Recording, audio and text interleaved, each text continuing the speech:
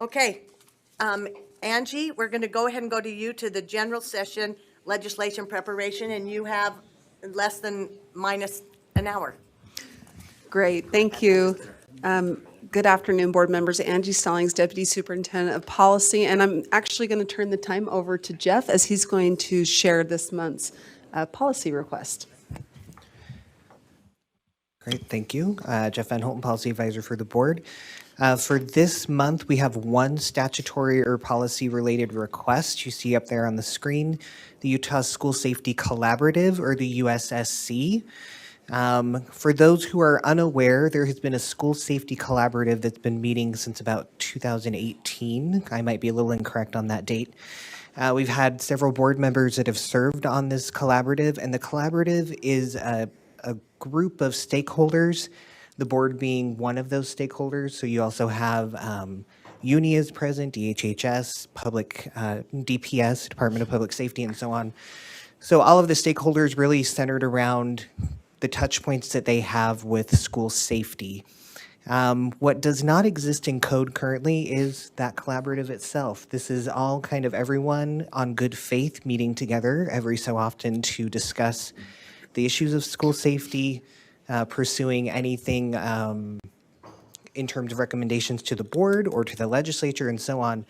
And what this policy request is that we would codify that in code and make it official, require participation from the stakeholders so that they actually have a seat at the table that is required. And part of the impetus for this is several of the stakeholder groups have voiced wanting to run a bill to own the collaborative themselves.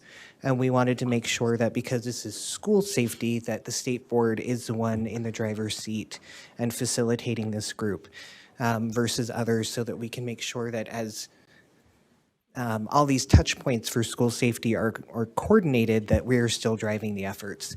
So with that, that's why we have this before you today, so we can codify that into the board's code. Board Member Cannon? Just a quick question for Jeff. Is this the one, will it require any personnel or FTE at USBE? And as I read through, I remember something about they would designate a person at each school to serve as their safety person. And would there be any compensation for the person taking on that additional responsibility, or would this just be wrapped into what they already do?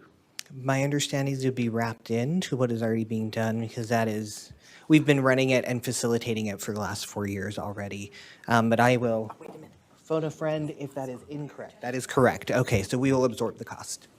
And is there someone here specifically with that assignment, or is it wrapped into their job description also? It would be assigned to an individual of the School Safety Center, one of the employees that rolls up to Chantel Cota, who you can see to my right in the back. She oversees the School Safety Center with one of her staff having that as their duty.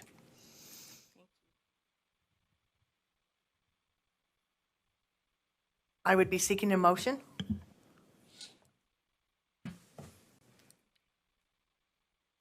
Jeff, what would it be to accept the coordinating council? To What would direct it- staff. It would be to direct, Yeah. want me to make a motion? Yes, please, to work That with, the board direct staff to work with the legislators on potential amendments to Utah Code as proposed in the Second. presentation. second, Board Member Norton.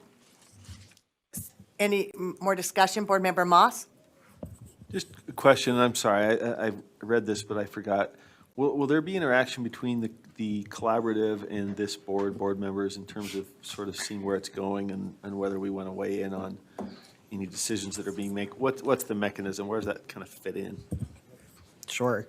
So the collaborative, as it stands currently, and this could be part of the bill itself, board members currently sit on the collaborative. I forget which, I believe Board Member Earl is on the collaborative, and are you the only board member currently, or? There used to be 2 or 3, but I know Board Member Earl is still on the collaborative. So you do have seats at that actual table, and we could probably just codify that practice, unless there's some other additional items that Chantel would take a different approach. But That mic isn't set up.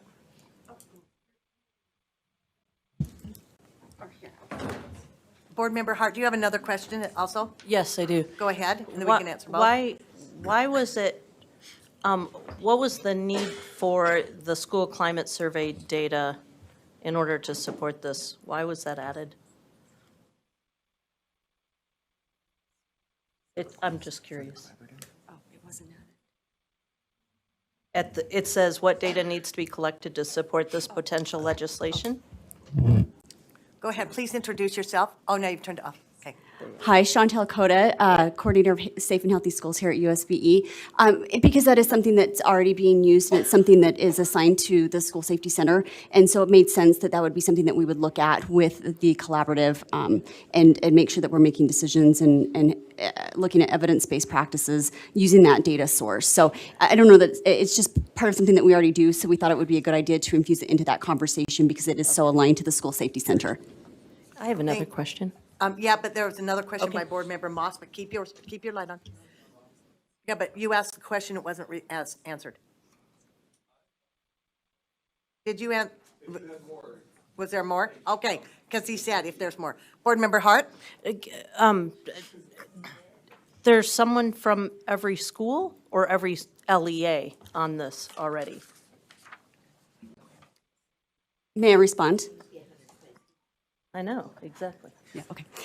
So, no, it's not every LEA. So the current way that it's structured is it's essentially members of community partners that have a vested interest in safety, right? And so as Jeff had mentioned, we're looking at like members of DPS and so forth. We have some board members as well. And then we have like the Superintendent's Association. And so we have folks that come there to represent, and certainly they can send someone in their place to represent LEAs, but that's where we get the most LEA representation.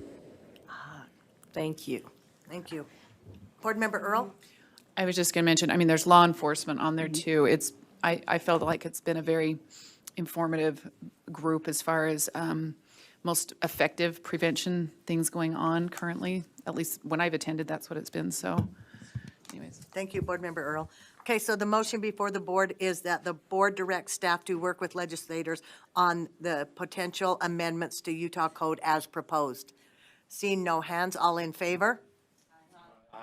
Aye. Word one. Any opposed? Okay, that passes. I don't know if Board Member Hanson is here. So we might. I am here. Oh, I'm a thank- yes. Okay, thank you, Scott. I'll just assume that I'm hearing you. I'm a no. Problems. Oh, I didn't hear you say no. No. I apologize. Board Member Klein is no. Okay. We will go on to, was that the only one, Angie? There was just one today, right? Okay,